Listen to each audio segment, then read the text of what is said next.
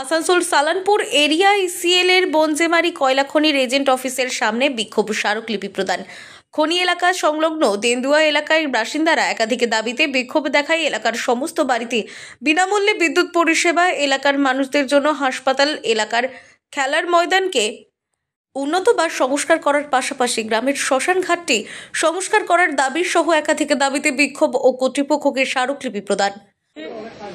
আমাদের কিছু দেন্দুয়া গ্রাম এবং আশেপাশে এলাকার কিছু দাবি দেওয়া নিয়ে, তো তার মধ্যে 1 নম্বর আছে আমাদের ইলেকট্রিসিটি সাপ্লাই ফ্রি করতে হবে এবং আমাদের স্ট্রিট লাইট রাস্তা এবং গ্রামের ভেতরে ব্যবস্থা করতে হবে এবং আমাদের যে প্লেগ্রাউন্ড আছে জঘন্য অবস্থা, সেই প্লেগ্রাউন্ডের খেলার উপযুক্ত করে তুলতে হবে।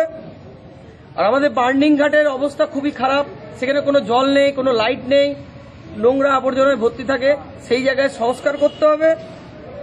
এবং আমাদের যে হেলথের ফেসিলিটি, আমাদের এইটা এক সময় ছিল হসপিটাল, আমাদের দেন্দুয়া গ্রামের জায়গা দিয়ে এই কারণে জায়গা দেওয়া হয়েছিল হসপিটাল করার জন্য, কিন্তু অফিস করার জন্য নয়।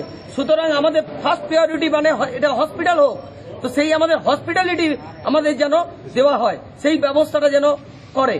এবং তার আরেকটা ব্যবস্থা আছে, আমাদের প্রত্যেক দিন দেন্দুয়া মোড়ে কিন্তু জাম লেগে যাচ্ছে, তো সেইটা যেন না হয়। কলিয়ারির গাড়ি যাচ্ছে এবং এমন জঘন্যভাবে জাম লাগছে, সেই জামটা যেন না হয় সেই ব্যবস্থাটাও করতে হবে।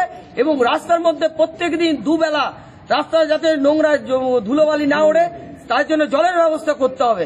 এই সমস্ত দাবি দেওয়া নিয়ে আমরা সকলে আজকে উপস্থিত হয়েছি। আপনারা কি ডেপুটেশন দিলেন? কোনো ডেপুটেশনে আমরা মাস পিটিশন দিয়েছি। কি আশ্বাস পেলেন? হ্যাঁ, ওনাদেরকে আমরা 1 সপ্তাহ টাইম দিয়েছি, 1 সপ্তাহের মধ্যে ওনারা বলেছেন জানাবেন। আসানসোল থেকে মিলন সূত্রধরের রিপোর্ট, আনন্দ বার্তা।